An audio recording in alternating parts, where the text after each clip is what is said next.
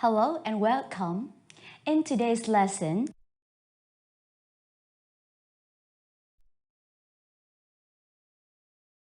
we are going to learn Unit 1, Focus on Food.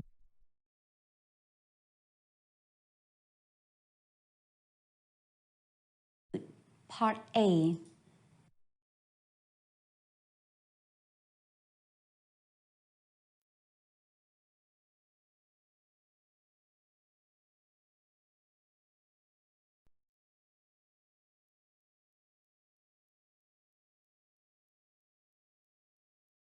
First, let's have a look at the photos and the chart below.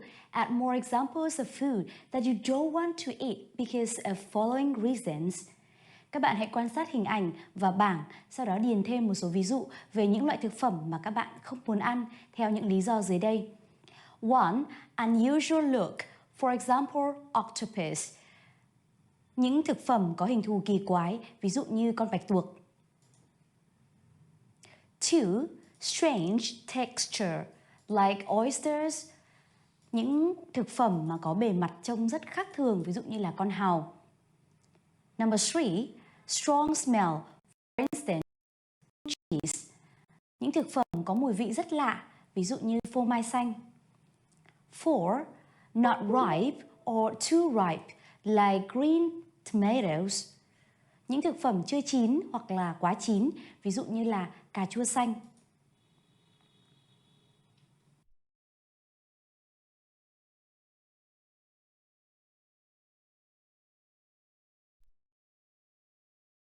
Những thực phẩm có hình thù kỳ quái, ví dụ như con bạch tuộc. 2. Strange texture, like oysters. Những thực phẩm mà có bề mặt trông rất khác thường, ví dụ như là con hàu. Number 3.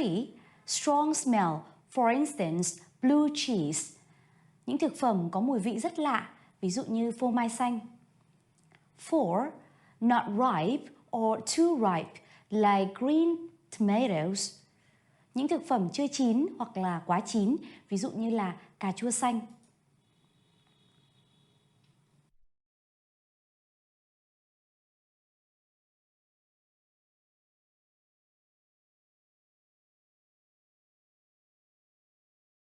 Number 3.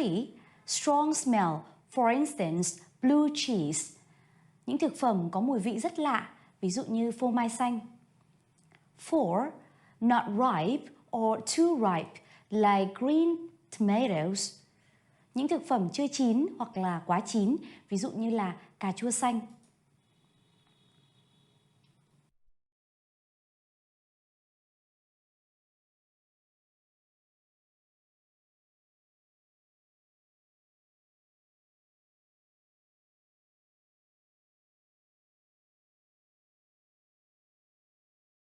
Not ripe or too ripe, like green tomatoes.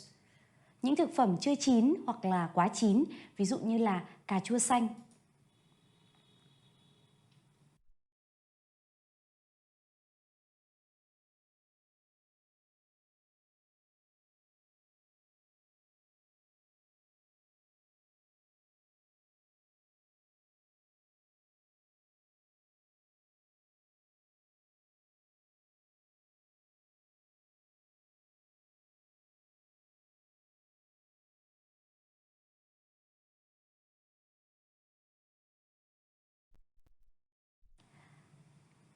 Okay, let's see through the lesson's objectives. In terms of academic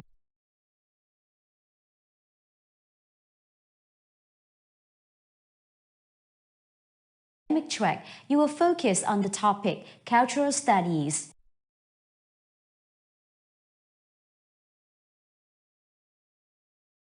In terms of academic skills, first, vocabulary skill. You will learn about parts of speech and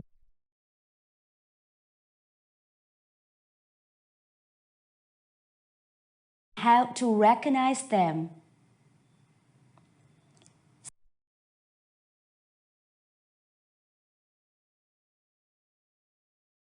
Second, listening skill. You will learn how to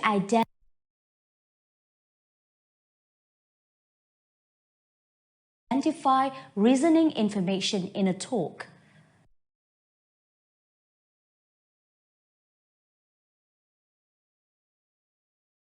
Next, speaking skill. You will learn to tell a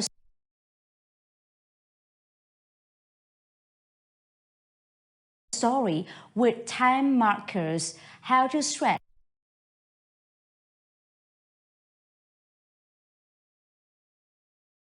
correct words in a sentence, and some expressions for giving opinion of food. There are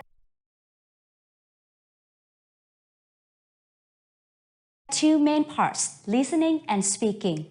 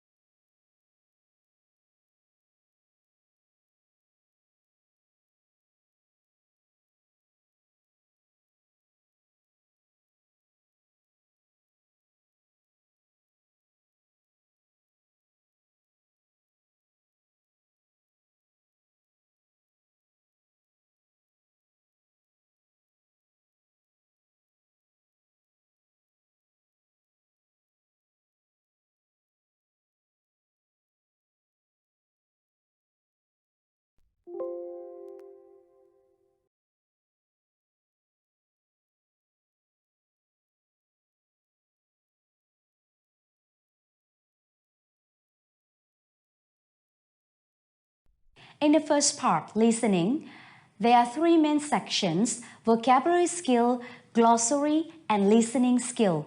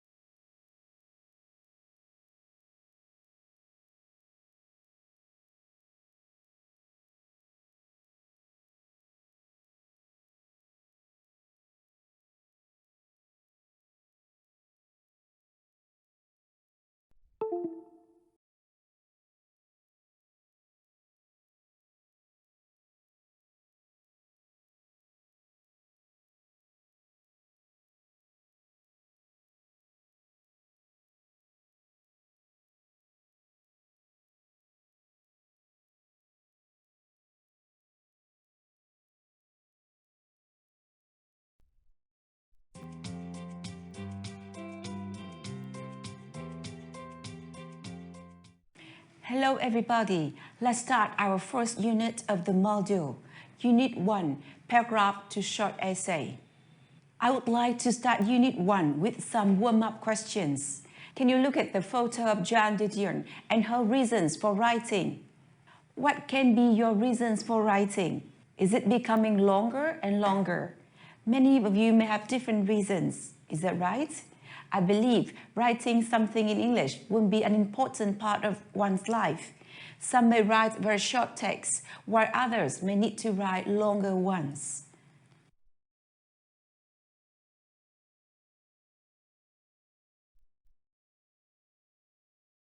You can be more familiar and write longer texts since this unit will help students consolidate their understanding of paragraphs and paragraph requirements, distinguish the differences between a paragraph and a short essay, write some correct sentences, recognize and correct run-on sentences, and recognize and write correct dependent clauses.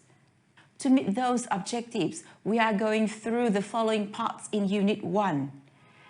The first one is paragraph. The second one is unity and coherence. The third one is studying the differences between paragraph and short essay. And finally, editing your writing. Let's start with the first part, the paragraph, in which we are going to review paragraph structure and the topic sentence. A paragraph is a group of sentences about a topic. A typical paragraph begins with a topic sentence, which introduces the topic. The sentences that follow support the idea of the topic sentence with explanations, reasons, and other details. The concluding sentence brings the paragraph to an end. Remember to put your paragraph in the correct format as shown here. Now, let's do some practice. You will read the paragraph. You need to label the structure and formatting elements of the paragraph with an appropriate letter.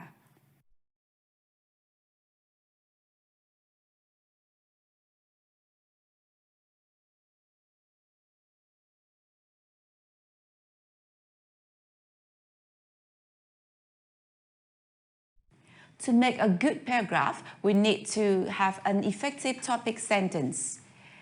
An effective paragraph contains a good topic sentence. A successful topic sentence has the following features. It introduces the topic. It also contains an idea or an opinion about the topic, which is called a controlling idea. The topic sentence must not be a simple fact or detail. It must not be too general. The topic sentence usually appears at the first or the second sentence of a paragraph. The topic sentence implies the purpose of the paragraph: to explain, to narrate, compare, describe, explain causes or effects, demonstrate, argue, or provide the steps of a process. Please study the examples on the screen to be clearer about this. To consolidate your understanding, let's do an exercise. Please read these sentences in the table and decide which one would make an effective topic sentence.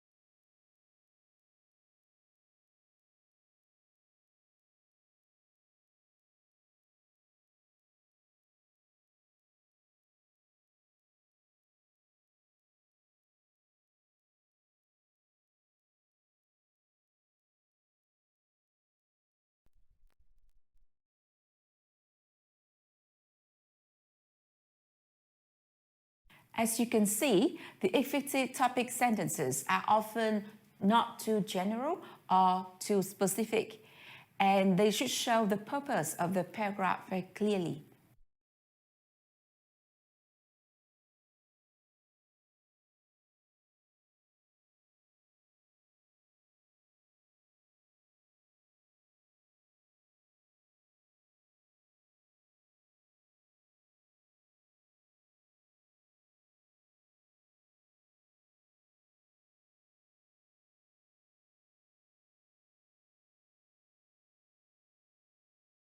Let's move on to the qualities of a good paragraph: unity and coherence.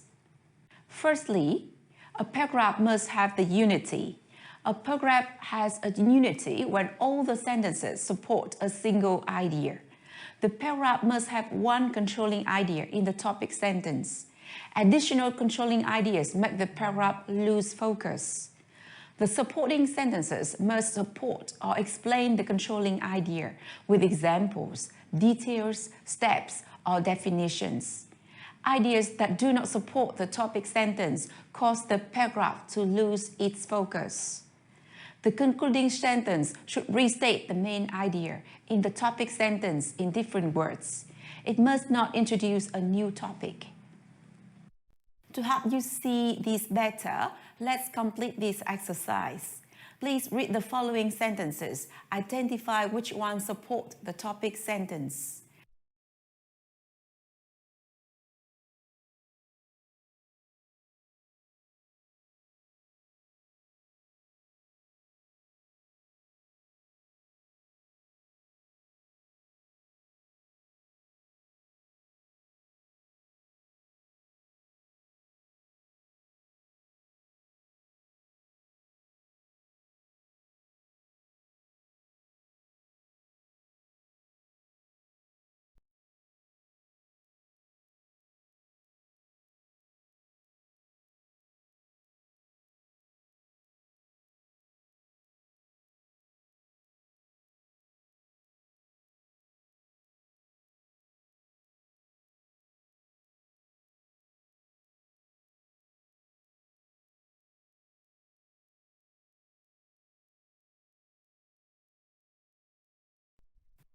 The next quality of a good paragraph is coherence.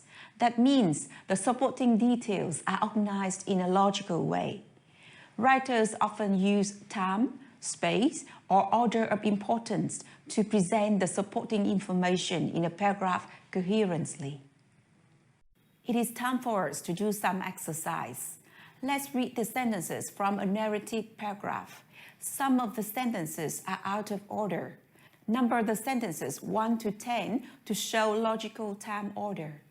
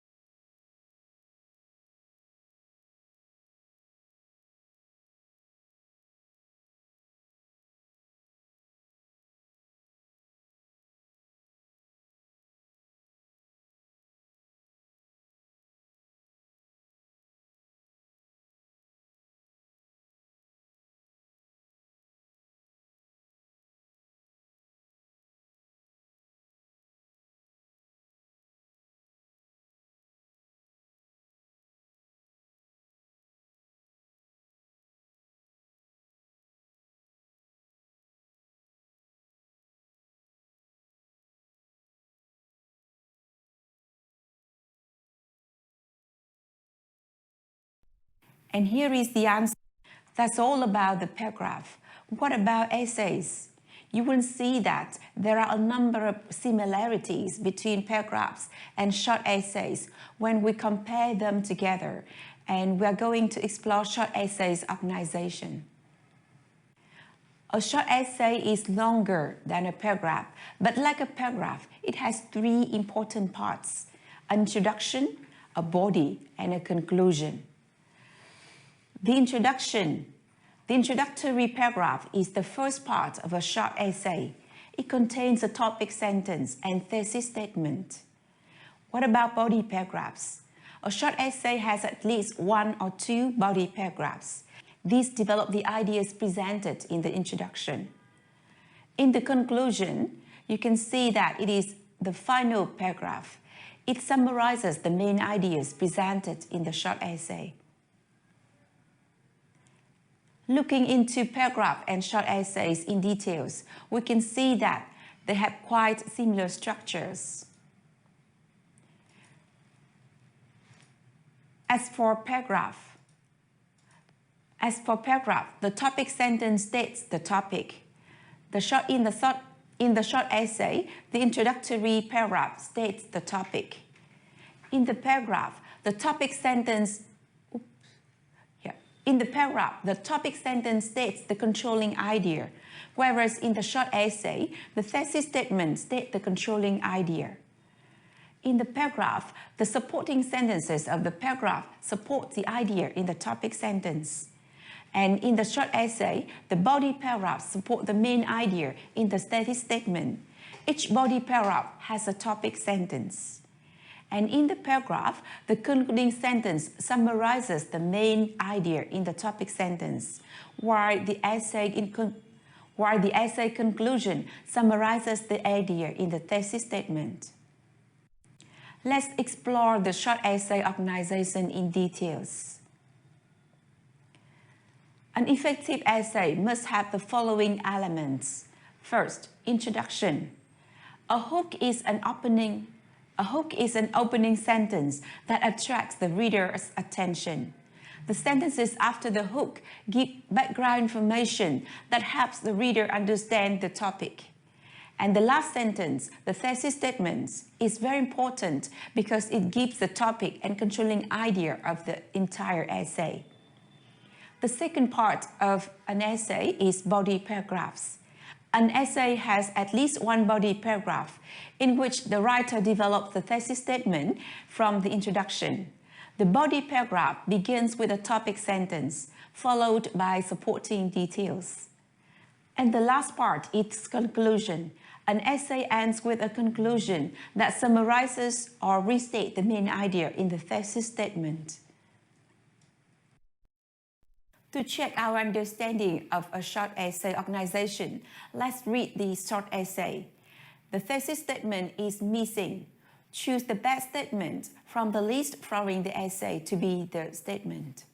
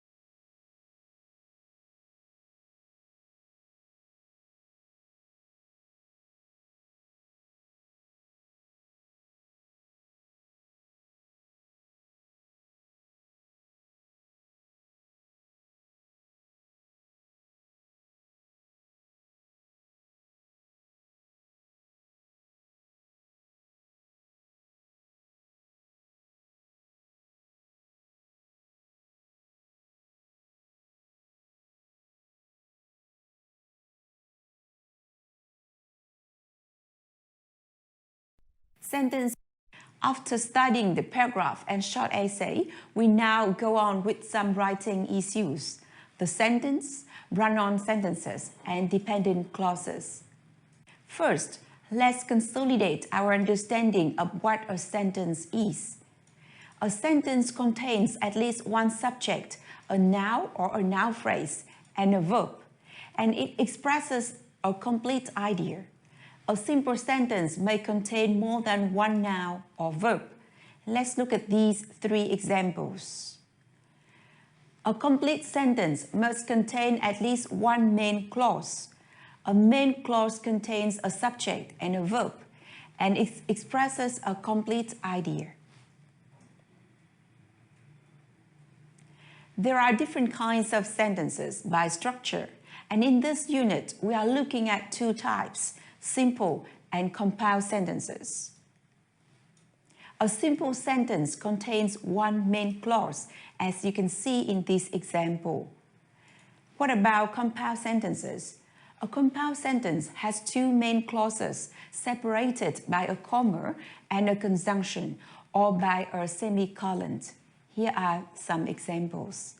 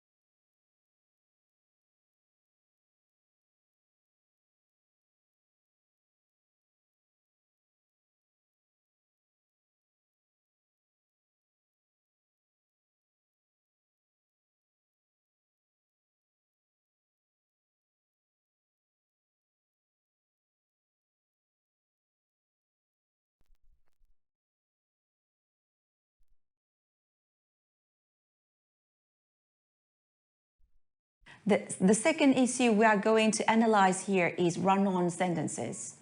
Two sentences that run together without correct punctuation are called run-on sentences. There are several ways to correct them. First, we can put a period between the sentences, like in the first example here.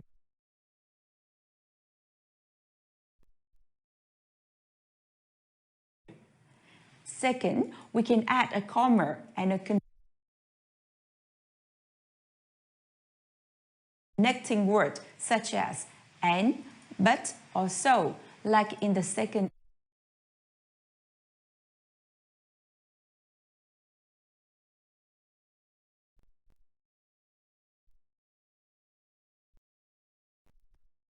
Another important issue we need to be aware of is dependent clauses. A dependent clause is a clause that is not a complete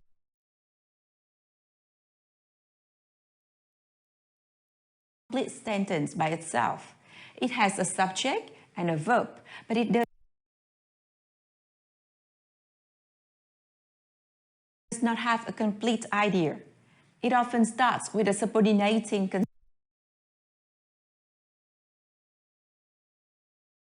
conjunction like because, before, since, when, after, or why. It must always be attached to a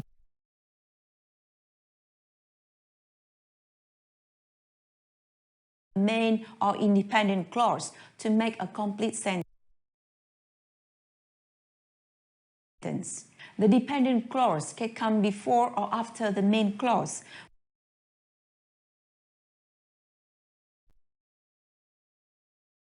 Without changing the meaning, but the punctuation is different.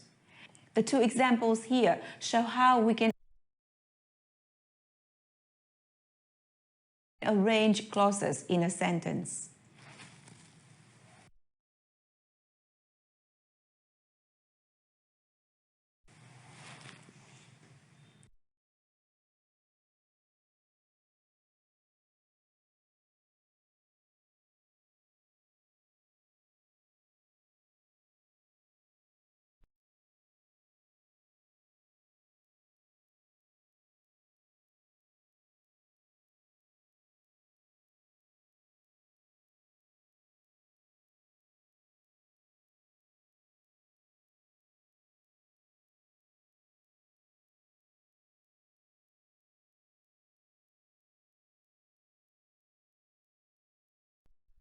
And now, can you identify which clause is M or main clause and which one is D or dependent clause?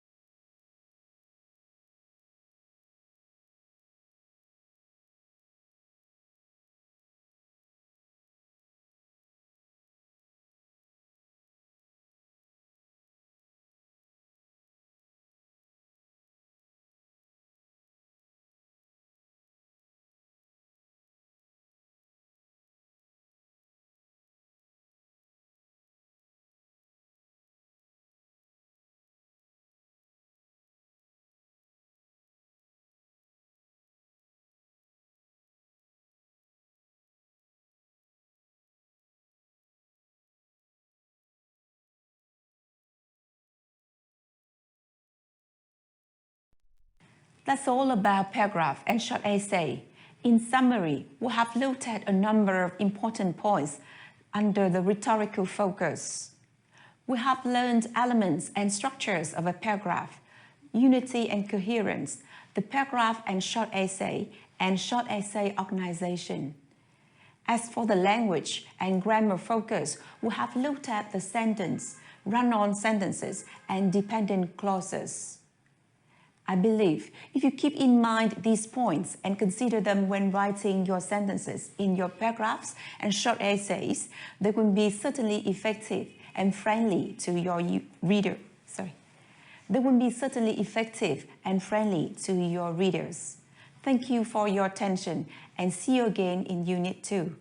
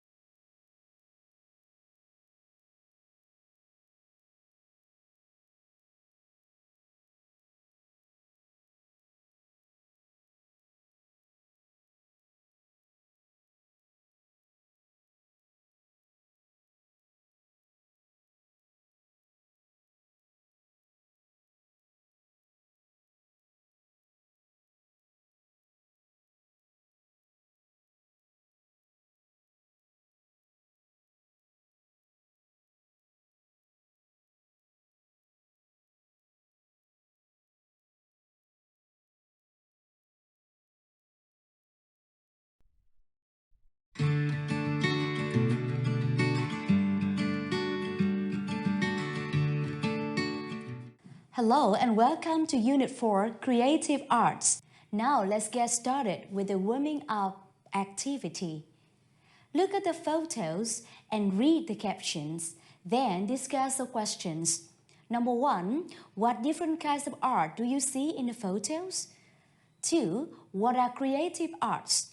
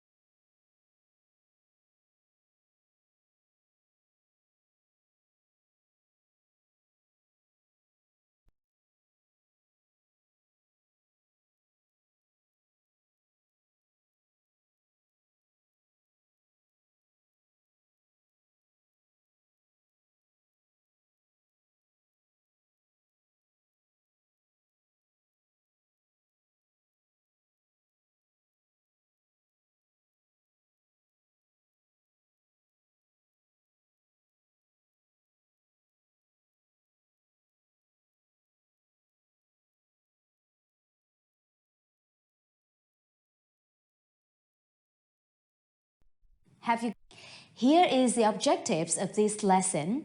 Academic track, arts. Academic skills, listening and note-taking. You will learn how to listen for cause and effect, how to use arrows to show cause and effect. Speaking and presentation, you will use models to hatch and speak at the appropriate speed. Critical thinking, synthesize. In this lesson, there are two main parts, listening and speaking.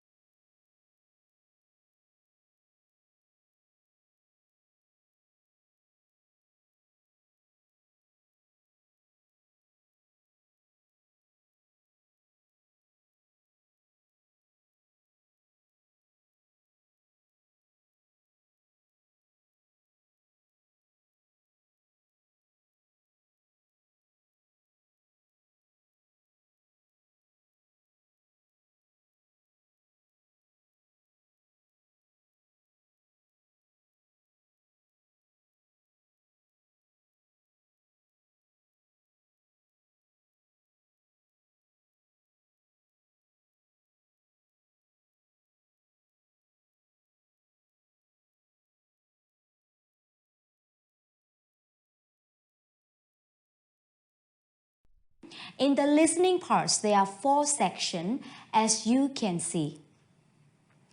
Vocabulary skill and glossary, listening skill, note-taking skill, and critical thinking.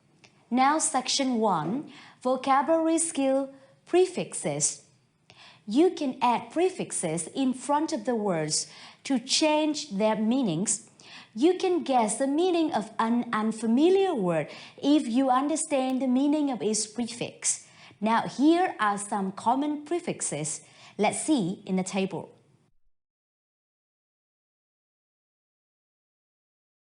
Exercise 1. Listen and check the words that you already know. Use the vocabulary skill to help you with any new words. Unit 8, Lesson A, page 144. Exercise A. Conscious of. Constantly. Copy. Display. Forever. Public. Repeat. Sculpture. Solid. Temporary. Exercise 2. Write each word or phrase from exercise 1 next to its definition.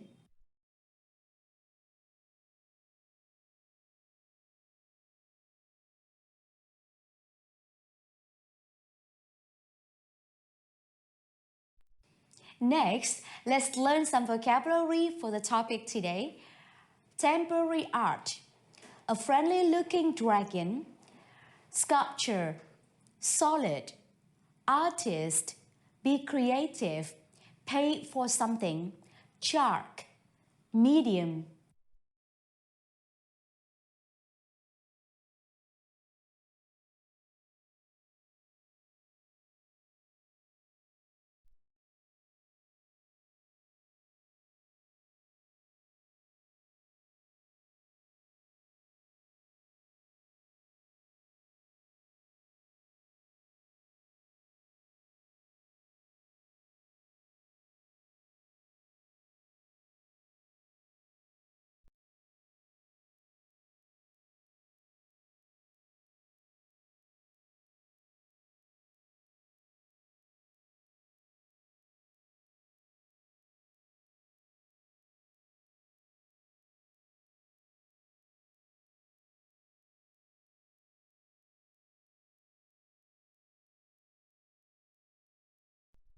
Attract a crowd of people.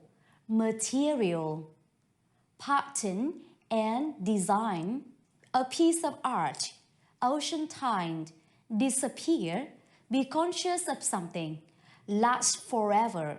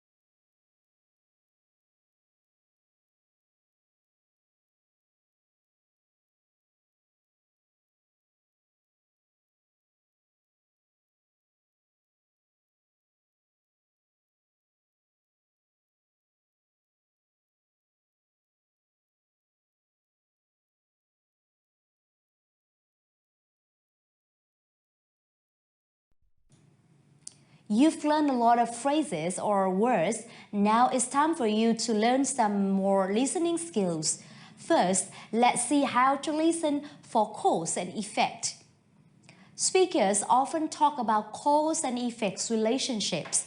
You will better understand these relationships if you listen for words and phrases that signal causes and effects.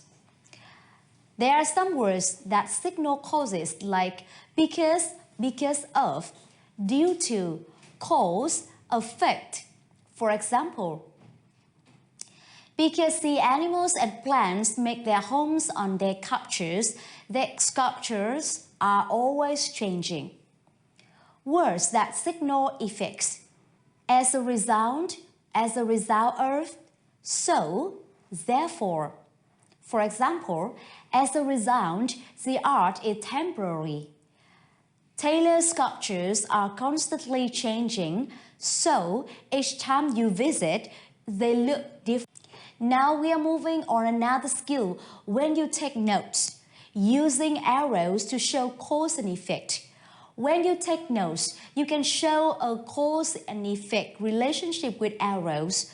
Have a look at the example and the way they use arrows. Fishing and climate change cause problems for reefs. Now it's time for you to practice note-taking skill. Do exercise 3, read the incomplete notes below, then listen to the lecture and complete as many of the notes as you can for each piece of art. Page 146, Exercise B, and page 147, Exercise C. A lecture about temporary art. Welcome back, everyone. As you remember, last week we talked about art in the 20th century. Today we're changing topics. I want to talk about art that you won't find in a museum. That's because it's temporary art. Temporary because it's not supposed to last forever, only for a short time. Let's look at my next slide. Can everyone see it? What kind of animal is this? It looks like a dragon. That's right. It's a friendly-looking dragon. But this sculpture is not made from something solid like stone. Can you see what it's made from? I think it's snow. It is snow, and it looks like a sunny day. So the sculpture is not going to last. It's snow, so it's going to melt. This snow sculpture is part of a winter festival in Montreal, Canada. And sculptures like this, made from snow or cheese, or even chocolate, are nothing new. They're popular at festivals, and they tell us two important things about temporary art.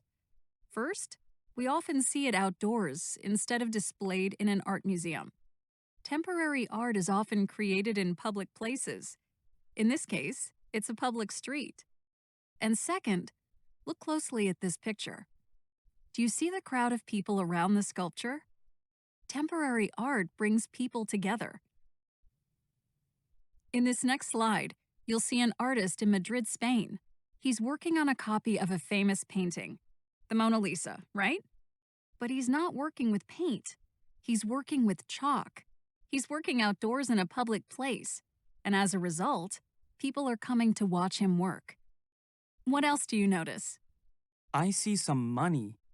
There are coins on the street. That's right. Artists and other creative people need to make a living. Temporary art, outdoors and public places, brings people together because it's fun. It's interesting to watch the artist work, and people will pay for that. Of course, chalk is always a temporary medium, and rain and people's feet will damage this piece because it is outdoors. Now, not every artist wants to attract a crowd of people, and some artists like to work with materials they find at a particular location. The material affects the art itself. For example, artists can create beautiful patterns and designs using sand on a beach. The artist Jim Denevan works alone, and it usually takes him about 7 hours to finish a piece. While he is working, he is constantly moving and making marks in the sand. Because of the ocean tides, his work will soon disappear. He is conscious of this, of course, but it doesn't seem to bother him. Like any temporary art, Denevan's work doesn't last forever.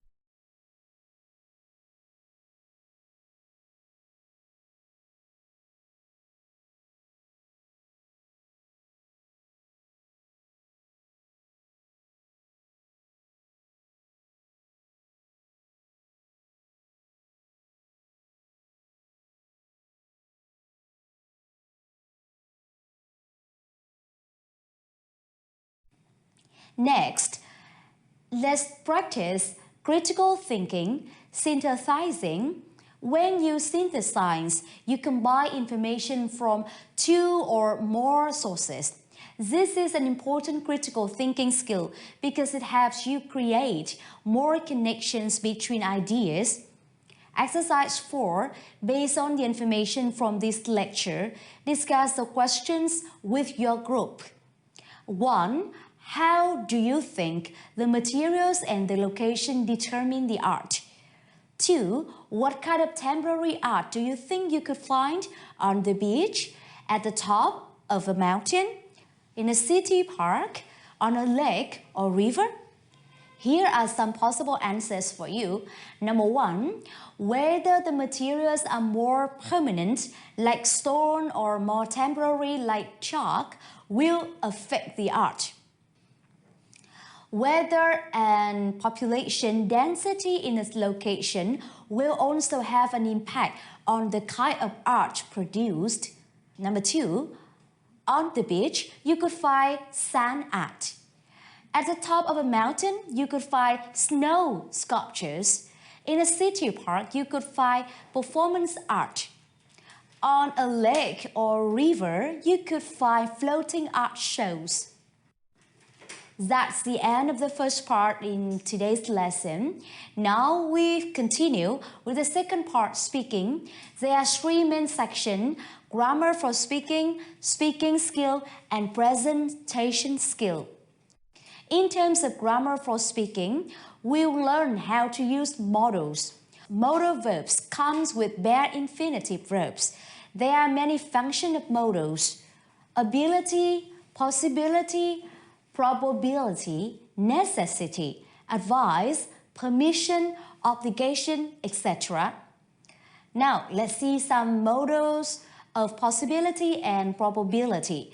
We might use might, may, and could to express possibility. For example, he might not or he may not be well enough to come to the class. It could be difficult to find a parking space at the winter festival.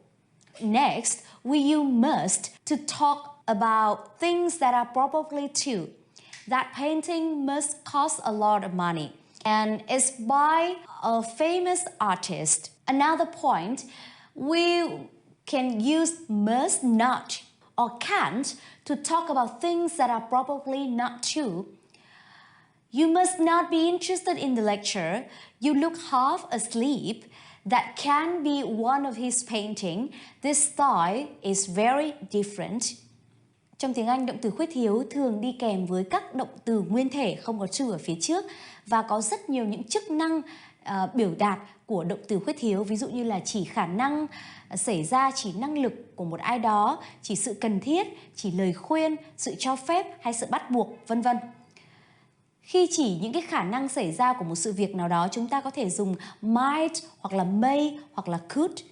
Khi chúng ta phỏng đoán một cách chắc chắn về một điều gì đó ở hiện tại, chúng ta có thể dùng must. Và khi chúng ta khẳng định chắc chắn rằng chúng ta đoán chắc được một việc gì đó là không đúng, thì chúng ta sẽ sử dụng must not hoặc là can't. Một loại modal verb, một loại động từ khuyết thiếu tiếp theo đó là modals of necessity, tức là những động từ khuyết thiếu để chỉ sự cần thiết. Khi ai đó có trách nhiệm phải làm một việc gì đấy, mình sẽ dùng must hoặc là have to để nói về những việc cần thiết phải làm. Students must register for classes by September 9th. Another function of modal is to show the necessity. We use must or have to talk about things that are necessary. For example, students must register for classes by September the 9th. We have to buy our tickets before the concert. We use don't have to talk about things that aren't necessary. We don't have to hand in our papers today. They are not due until next week. Một ý nghĩa tiếp theo của động từ khuyết thiếu đó là chỉ sự cần thiết, sự bắt buộc. Chúng ta sẽ sử dụng 2 động từ khuyết thiếu đó là must và have to ở thể khẳng định để nói về những cái gì mà chúng ta nghĩ rằng là cần thiết phải làm. Chúng ta hoặc là ai đó cần thiết phải làm. Ví dụ như là sinh viên thì cần phải đăng ký lớp học trước ngày 9 tháng 9, hoặc là chúng ta phải mua vé trước cái buổi biểu diễn. Ngoài ra thì đôi khi chúng ta có thể sử dụng cụm từ don't have to để nói về những thứ mà chúng ta cảm thấy rằng là không cần thiết, làm cũng được và không làm cũng không sao. Ví dụ như là chúng ta không cần thiết phải nộp bài ngày hôm nay, chưa đến hạn, tuần sau mới là đến hạn nộp bài. Các bạn lưu ý một chút, đó là don't have to thì có nghĩa hoàn toàn khác với must not, tức là mustn't. Hai từ này có nghĩa tương đối giống nhau ở dạng khẳng định, đều có nghĩa là phải làm gì, nhưng ở dạng phủ định thì don't have to có nghĩa rằng là không cần thiết phải làm gì đó, nhưng mà mustn't thì mang nghĩa rằng là không được phép làm gì. Exercise 5.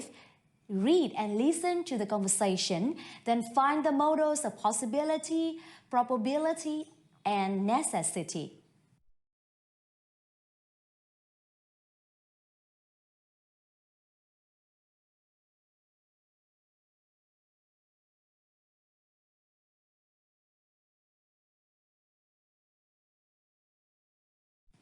In the second speaking section, we are learning some helpful skills in speaking that's called hedging. When we aren't sure about something or we don't want to sound too strong, we can hedge. Hedging is a way of being polite, but it can also make you sound like you are unsure of your opinions or ideas. How much they should hedge will depend on the context. There are 3 ways to hedge. We can use modal of possibility and probability. You can use adverbs like perhaps or maybe. You can use some expressions like I think, sort of, and actually. For example, I think this painting is of the artist's house. Perhaps it is, or it could be her studio. She lives in Paris, right? Actually, I think she lives in Rome. You might be right. Trong một kỹ năng nói ngày hôm nay, chúng ta sẽ học một kỹ năng rất quan trọng trong khi nói, đó là kỹ năng có tên gọi là hedging.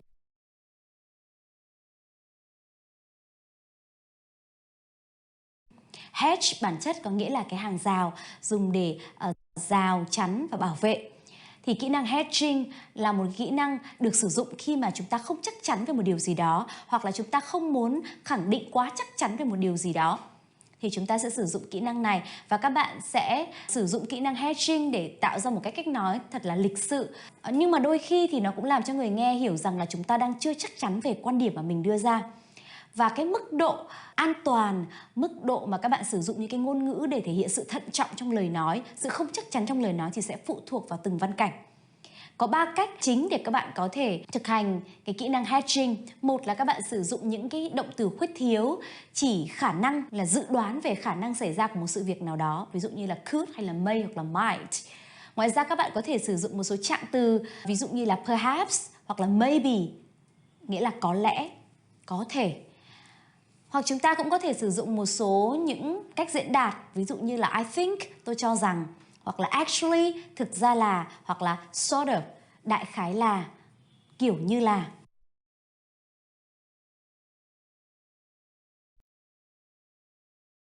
Now, exercise 6. Read the article, choose the correct word and phrase.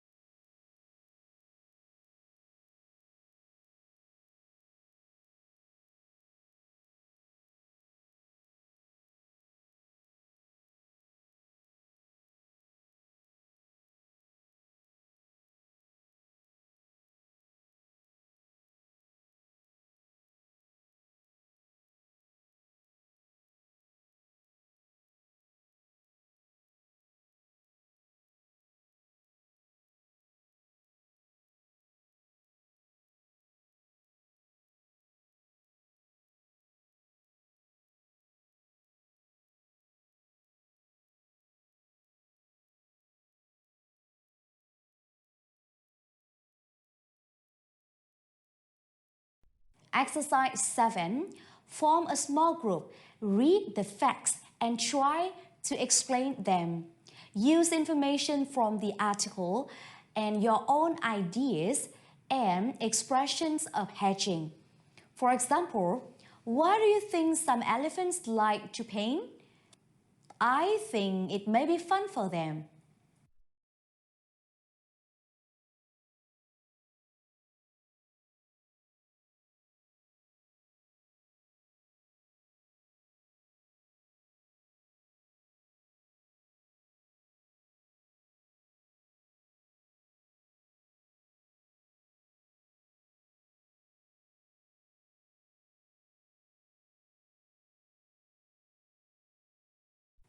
Okay, let's have a look at some possible answers to these questions. Number 1, creating art is a universal form of communication. It connects people who speak different languages.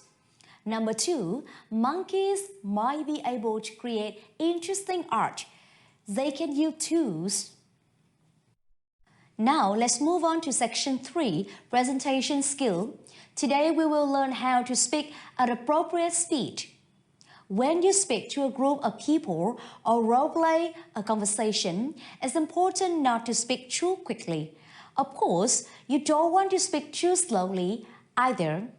Speaking a little more slowly during a presentation when you speak in a conversation will help the audience understand you more easily. Trong khi thuyết trình, một điều rất là quan trọng cần phải lưu ý là chúng ta cần phải nói với một tốc độ vừa phải và phù hợp. Khi các bạn nói chuyện với một nhóm người hoặc khi các bạn đóng kịch, đóng vai trong một hội thoại thì các bạn không nên nói quá nhanh và tất nhiên cũng không nên nói quá chậm. Còn khi chúng ta thuyết trình thì chúng ta nên nói chậm hơn một chút so với tốc độ nói giao tiếp hàng ngày. Như vậy sẽ giúp cho khán giả, người nghe có thể hiểu rõ hơn và dễ dàng hơn những cái nội dung mà bạn trình bày. Exercise 9. Look at the photo. Practice the conversation below with a partner, then switch roles and practice it again.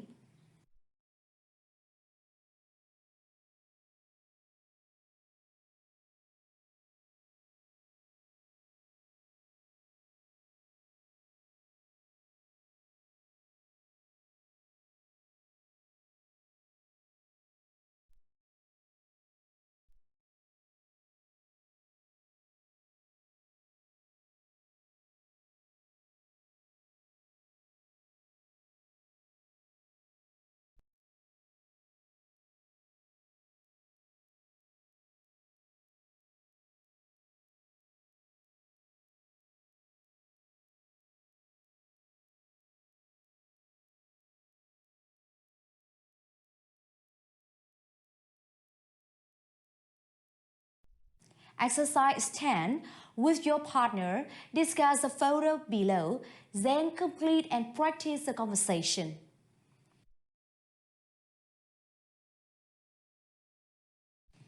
Okay, now let's revise what we have learned so far today. Today, we are working on arts topic. In terms of academic skill, first, listening and note-taking, you have learned how to listen for cause and effect, how to use arrows to show cause and effect. Speaking and presentation, you have learned how to use modals to hedge and how to speak at an appropriate speed. Critical thinking, you learn how to synthesize information. Okay, Unit 4 is also the last lesson in our course, Listening and Speaking 2. Congratulations on your course completion.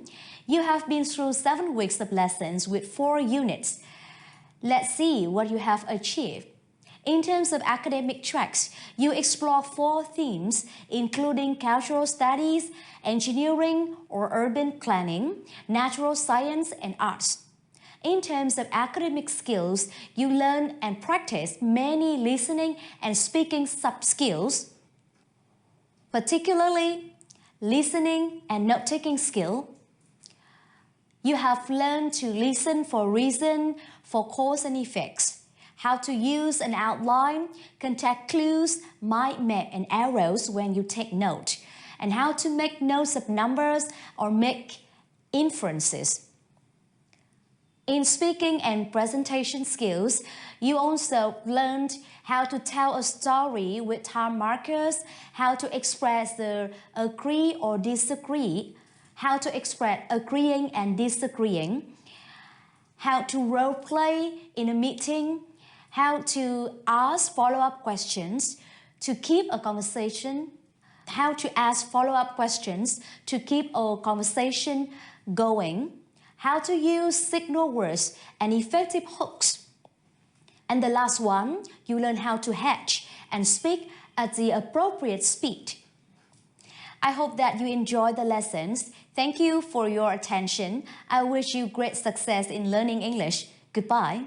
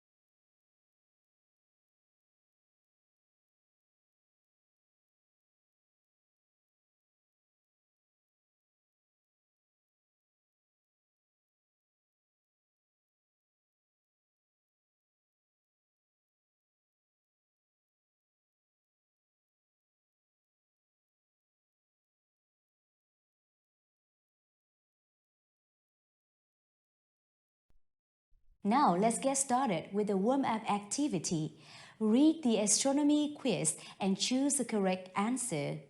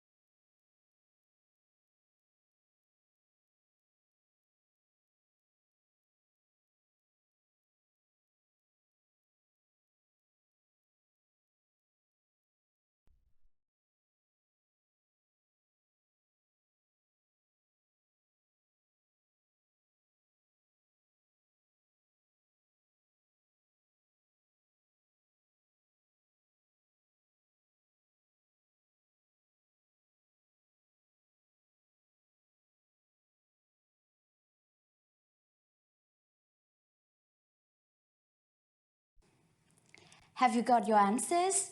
Let's check the answers. Number 1, B. Galileo observed mountains on the moons. Number 2, B. William Herschel discovered the planet Uranus. Number 3, B. Hans Wolter invented the X-ray telescope. 4, C. Saturn, Jupiter, Uranus, and Neptune have rings. Number 5, B. On the Saturn, a day lasts for 10 hours 47 minutes. 6A. Venus is the hottest planet.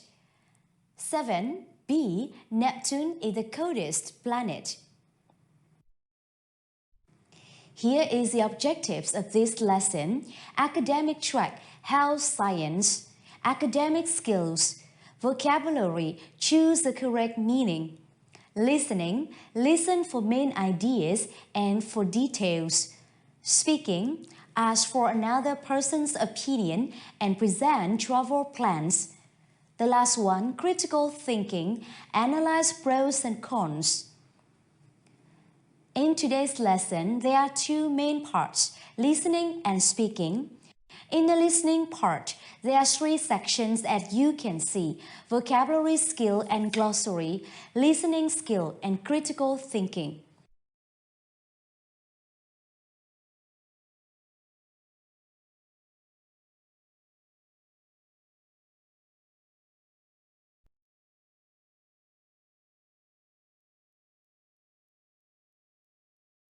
Before you listen, let's learn the vocabulary skill. Choose the correct meaning.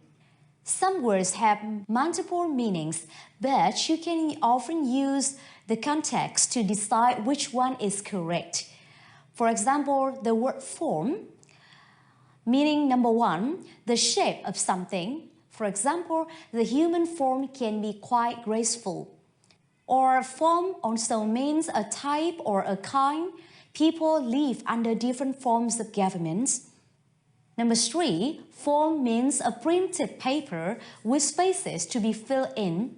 When you apply for a visa, you must fill out forms. Another example, scientists have found forms of life that live in hot springs with temperatures of 1940 Fahrenheit degree. In this sentence, form has a second meaning because it refers to a type or a kind of life. Exercise 1. Now look at these definitions. Write the number of correct definitions on the lines below. We have the word period. Number 1. Period means any segment of time, long or short, that forms part of longer segment and is notable for particular qualities or characteristics. For example, the dangerous period of an illness or a rainy period in spring. Number 2, a very long segment of time in history of the earth. The Jurassic period lasted for millions of years.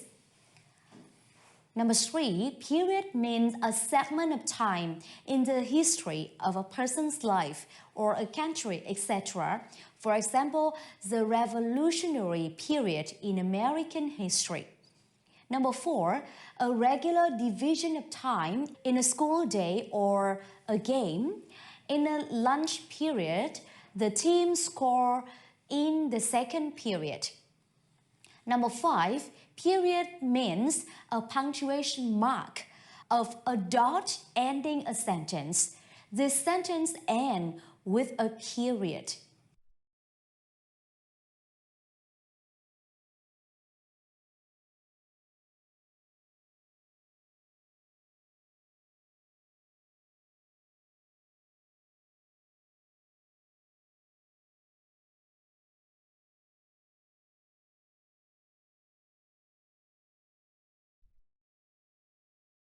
Before you listen, please learn some vocabulary on the astronomy topic.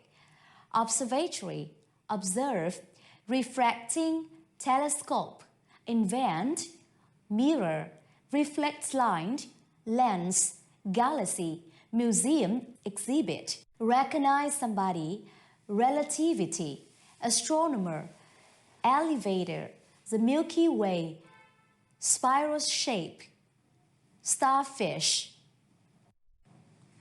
You've learned a lot of words and phrases. Now it's time for you to work on listening skills, including making inferences, listening for main ideas and for details. First, let's find out about making inferences. When we listen to a speaker, we can often understand more than just the words. We can guess what the speaker means, even if he or she doesn't say it directly. This is called inferring or making an inference. When we infer, we use these things to draw conclusions. about what the speaker says, how he or she says it, or other information we already know. Now read the example from the presentation, and can you infer who Mr. Campbell is? Good morning, Mr. Campbell and fellow classmates. We can infer that Mr. Campbell is a teacher because the speaker is addressing the class and calls the teachers by name. Exercise 2. Now look at the photo. It shows Albert Einstein with the staff at the Yerkes Observatory in Williams Bay, Wisconsin, US. The observatory belongs to the University of Chicago, the USA. Now make 3 inferences about Yerkes Observatory and write them down.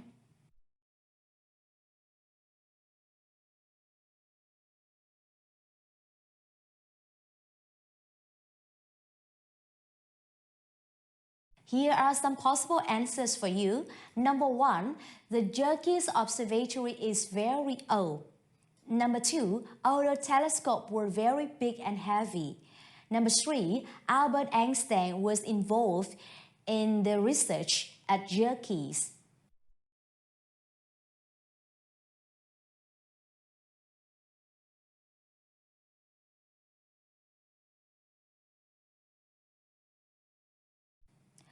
Let's move on exercise 3.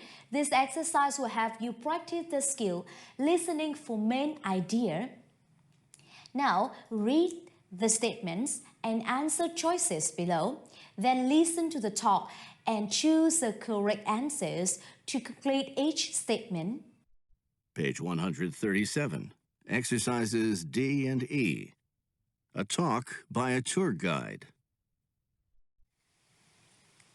Welcome, everyone, and thank you for coming to the Yerkes Observatory. Our tour will last about 45 minutes. Before we go inside, please take a look at this beautiful building.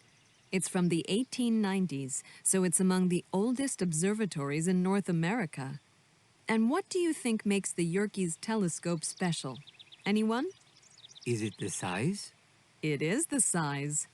The Yerkes telescope is the largest refracting telescope in the world. Of course, much larger telescopes have been invented, but they're reflecting telescopes, meaning they use mirrors to reflect light. Who can tell me what a refracting telescope uses? I think I know this. It uses lenses, right? Absolutely right. The telescope at Yerkes uses 2 large 40-inch glass lenses. With this telescope, scientists can observe the moon, planets, and even other galaxies. Okay, let's go inside. All right, before we see the telescope, we'll visit our museum exhibit. It's not very big, but there are some interesting old photos. First, please look at this group of people. Do you recognize anyone? That's Albert Einstein. Right. This picture was taken in 1921, several years after Einstein wrote his famous books about relativity. The next photo shows the observatory in 1892.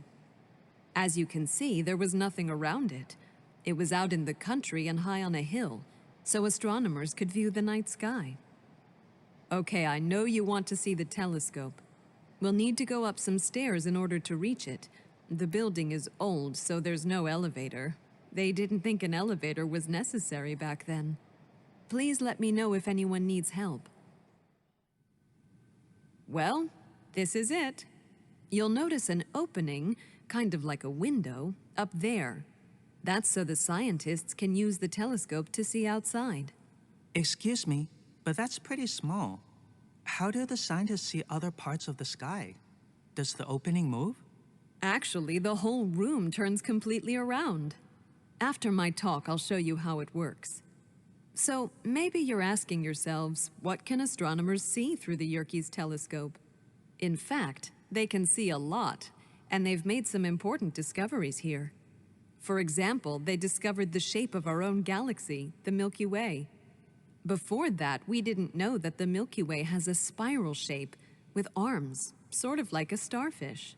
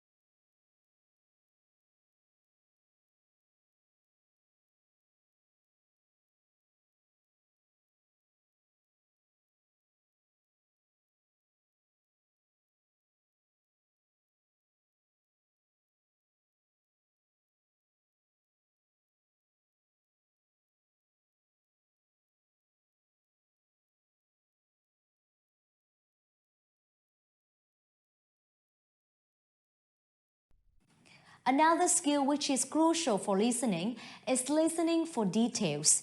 Now finish exercise 4. Listen again and complete the sentences.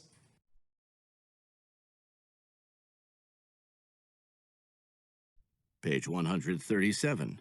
Exercises D and E. A talk by a tour guide. Welcome, everyone, and thank you for coming to the Yerkes Observatory. Our tour will last about 45 minutes. Before we go inside, please take a look at this beautiful building. It's from the 1890s, so it's among the oldest observatories in North America. And what do you think makes the Yerkes telescope special? Anyone? Is it the size? It is the size. The Yerkes telescope is the largest refracting telescope in the world. Of course, much larger telescopes have been invented, but they're reflecting telescopes, meaning they use mirrors to reflect light. Who can tell me what a refracting telescope uses? I think I know this. It uses lenses, right? Absolutely right. The telescope at Yerkes uses 2 large 40-inch glass lenses. With this telescope, scientists can observe the moon, planets, and even other galaxies. Okay, let's go inside. All right, before we see the telescope, we'll visit our museum exhibit. It's not very big, but there are some interesting old photos. First, please look at this group of people. Do you recognize anyone? That's Albert Einstein. Right. This picture was taken in 1921, several years after Einstein wrote his famous books about relativity. The next photo shows the observatory in 1892. As you can see, there was nothing around it. It was out in the country and high on a hill, so astronomers could view the night sky. Okay, I know you want to see the telescope. We'll need to go up some stairs in order to reach it. The building is old, so there's no elevator. They didn't think an elevator was necessary back then. Please let me know if anyone needs help. Well, this is it. You'll notice an opening, kind of like a window, up there. That's so the scientists can use the telescope to see outside.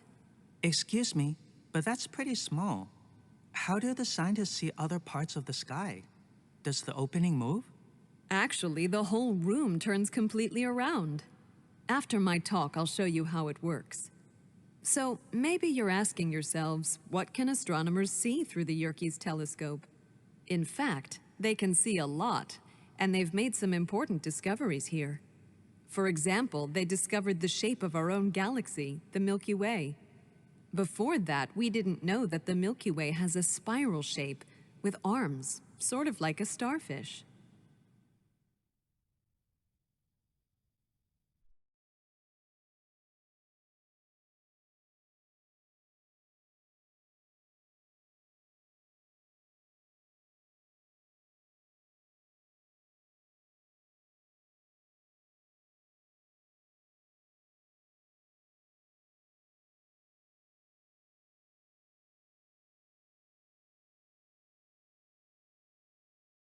It's time for you to practice critical thinking skill now. It's called reflecting. Exercise 5. Discuss the question below in a group. Why does the observatory have no elevator? Do you think modern observatories have elevators? And explain. Do you think that Yerkes Observatory is in a good location? And explain. Number 3. Do you enjoy guided tours such as this tour of the observatory? Explain.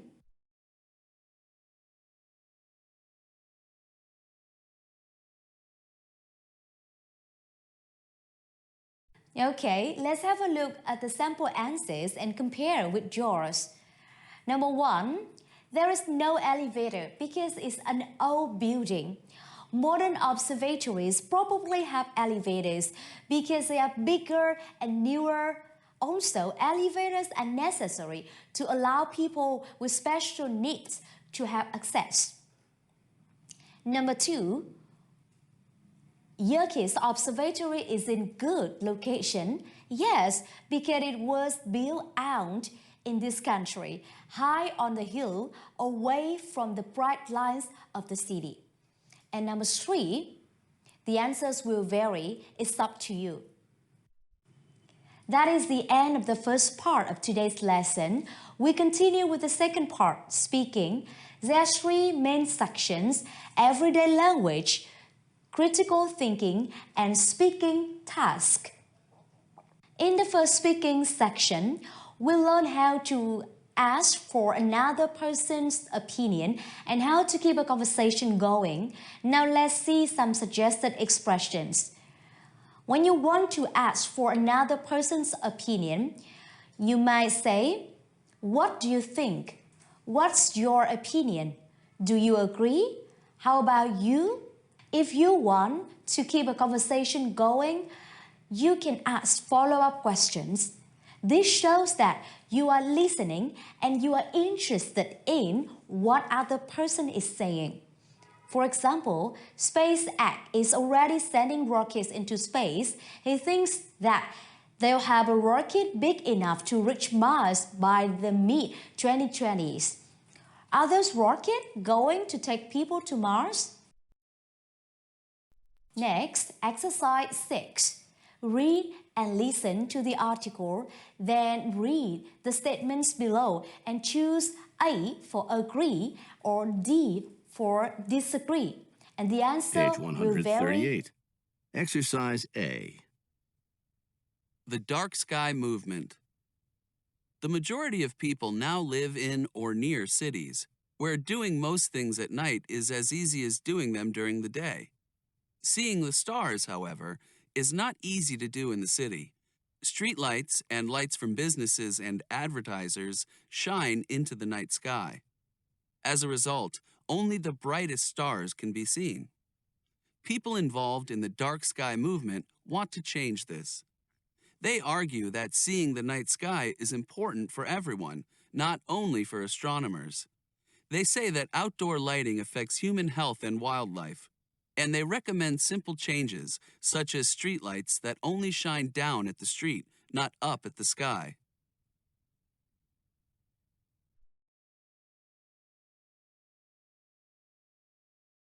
Exercise Page 67. Pronunciation. Reduced of. 7. Read and listen to the conversation. Underline the question that keep the conversation going and ask for opinions. Page 139. Exercise C. Hi, what are you reading? It's information about a star party. A star party. Is that a party with a lot of movie stars or something? No. At star parties, people get together to look at the night sky. Do you need to go to a party to do that? Well, they're going to a national park. It's far from any cities. Is that because of the lights near a city? Exactly. People say it's a lot of fun. Do you want to go? Maybe. When? The bus leaves at 5 o'clock on Friday afternoon. What time does the bus get back here? It gets back pretty late, around midnight. What do you think? It sounds like fun. Let's go.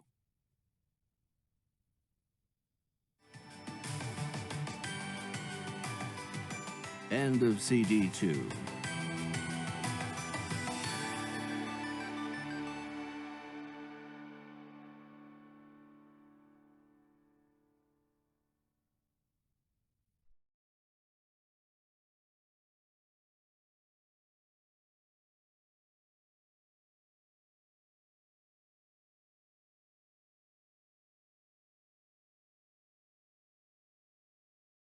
Page 67. Pronunciation. Reduced of. We reduce unstressed words in natural speech. The word of is reduced to of. A lot of snow. A lot of snow. Most of my friends. Most of my friends. A ball of lightning. A ball of lightning. The rest of the podcast. The rest of the podcast. Now we move on another essential skill, critical thinking, analyzing pros and cons. Considering the different sides of an issue is an important part of critical thinking. Situations are not completely good or completely bad. So, analyzing the pros, it means the good signs, and the cons, it means the bad signs, will have you explore a topic and understand it better. Hôm nay chúng ta sẽ cùng nhau luyện tập kỹ năng phân tích ưu nhược điểm. Đó là một phần trong kỹ năng tư duy phản biện. Và khi chúng ta xem xét một vấn đề thì chúng ta cần phải xem xét cả hai mặt của vấn đề đó, cả những điểm lợi cũng như là những điểm hại. Và một tình huống thì thông thường sẽ không hoàn toàn xấu hoặc là không hoàn toàn tốt. Vì vậy khi mà phân tích những điểm mạnh và điểm yếu thì chúng ta có thể khám phá được nhiều hơn về chủ đề được đưa ra cũng như là hiểu nó một cách tốt hơn. Now, exercise 8. Form a small group. Discuss the pros and cons of a city lights and a dark sky movement. Talk about the ideas below and your own ideas. Now it's time to prepare for the speaking task. Presenting travel plans. Exercise 9. Your group is going to choose a destination and plan a trip to an astronomical site. Then your group will give an informal presentation of your plan. Step 1. Read the information about the 3 possible destinations for your trip. Underline the things that interest you.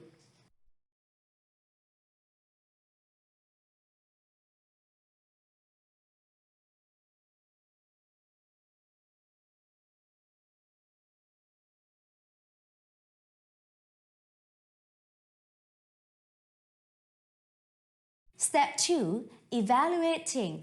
Form a small group.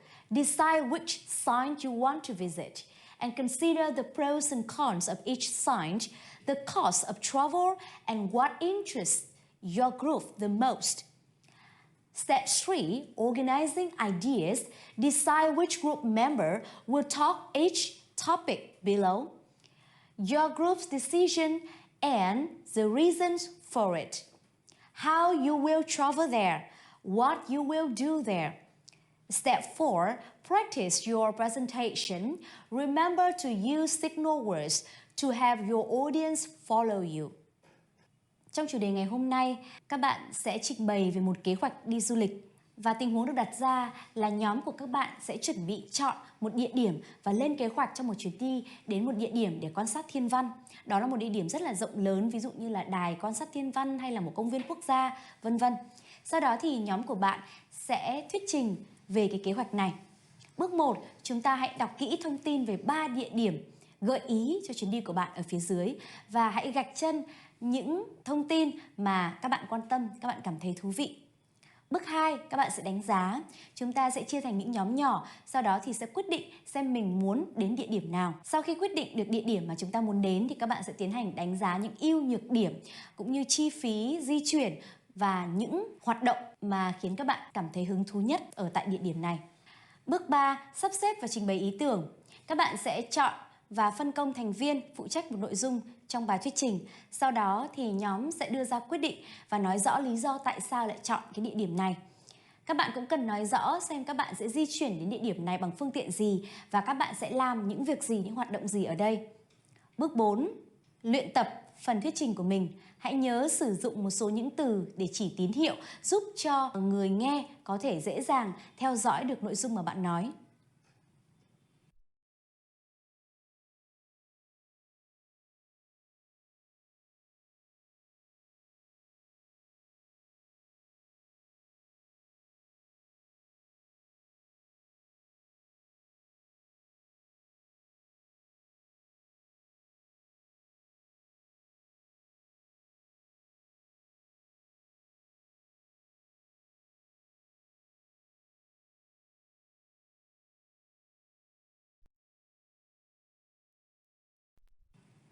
Let's revise what we have learned so far today.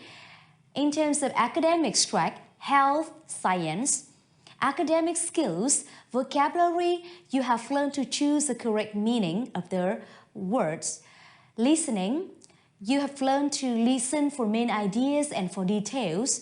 Speaking, asking for another person's opinion and presenting travel plans.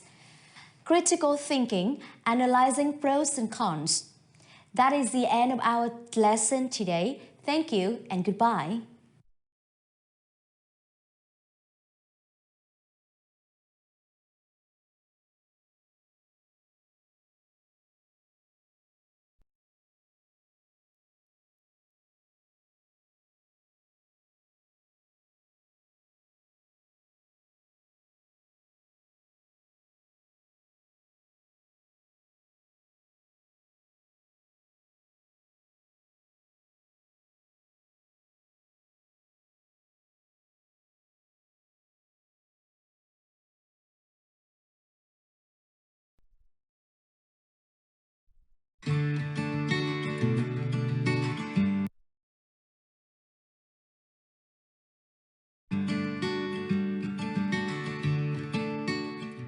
Hello and welcome. Today we are going to learn Unit 3, Exploring Space, Part A.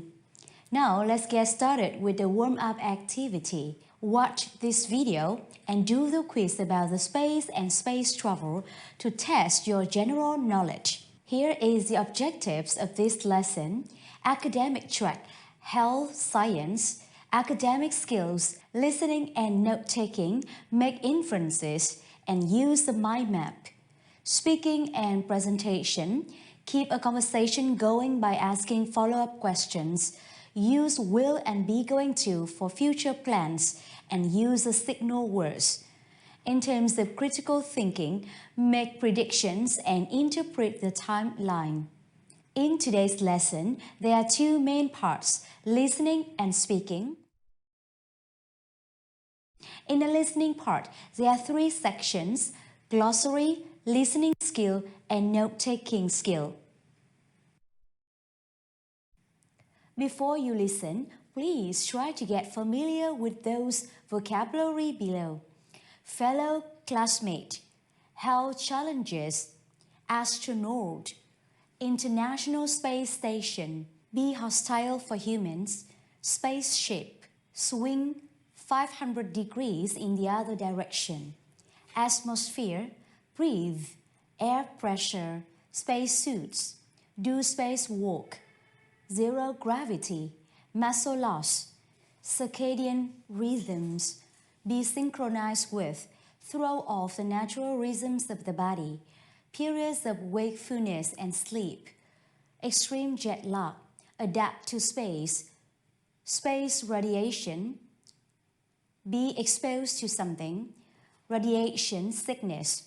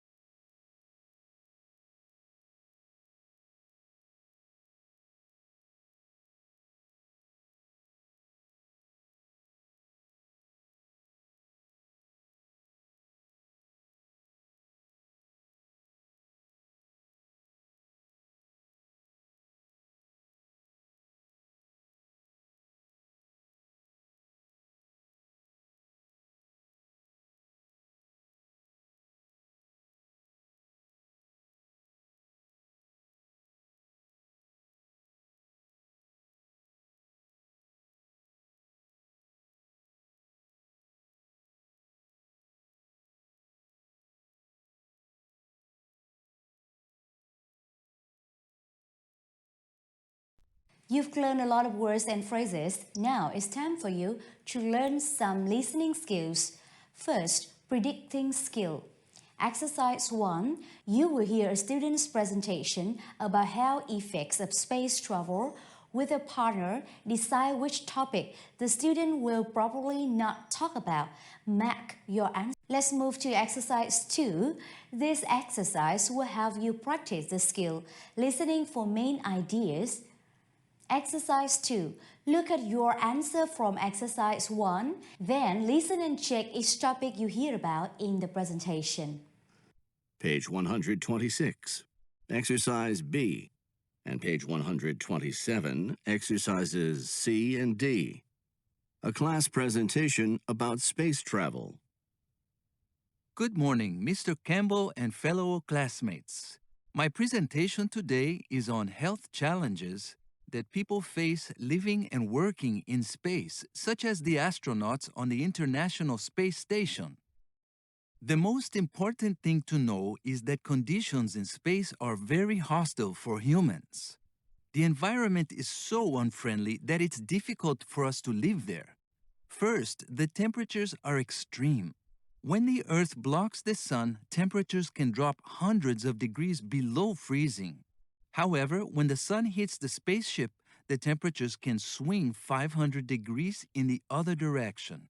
Second, there's no atmosphere, so there's no air to breathe. Here on Earth, the atmosphere pushes down on us all the time. That air pressure is very important to us. With no air and no air pressure, a person can't live for even 10 minutes. Fortunately, astronauts have spacesuits. Spacesuits protect the body and they also provide air and air pressure. In this slide, you can see an astronaut outside the space station. That's called a spacewalk, and astronauts can do spacewalks thanks to their spacesuits. Another unique condition astronauts face in space is zero gravity. In this slide, the astronauts almost appear to be flying inside the space station. That's because the station is moving very fast, so really the astronauts are always falling. It's kind of fun to float in zero gravity, but it leads to muscle loss because their bodies don't need to work very hard. Astronauts can become thin and weak, so they need to exercise for at least 90 minutes every day to stay strong and healthy. Now let's look at circadian rhythms. Our natural daily rhythm is about 24 hours long, and our bodies are synchronized with a 24-hour day. But on a spaceship, astronauts experience a sunrise or sunset every 45 minutes, making for a 90-minute day. This throws off the natural rhythms of the body, including periods of wakefulness and sleep. Astronauts go through something like extreme jet lag all the time. Covering windows and using special lighting can help. Another issue is that the space station or a spaceship is a closed habitat. This means that viruses or sicknesses have no place to go, so they keep moving around inside the closed space. They easily move from one person to another. Plus, because astronauts are in a stressful situation and their bodies change to adapt to space, they may be more likely to get sick. The final health issue is radiation. Radiation from the sun can cause cancer. The Earth's atmosphere protects us from some radiation. Astronauts on the space station are exposed to 10 times more radiation than we are here on Earth. Space radiation can also cause radiation sickness, which makes you feel sick and tired all the time. It may be hard to keep food and medication safe from radiation. As you can see, no matter where we go in space, we will experience changes that could affect our health. The more scientists know about the potential dangers, the better they can prepare astronauts to explore safely and successfully. Okay, now let's see what questions you have.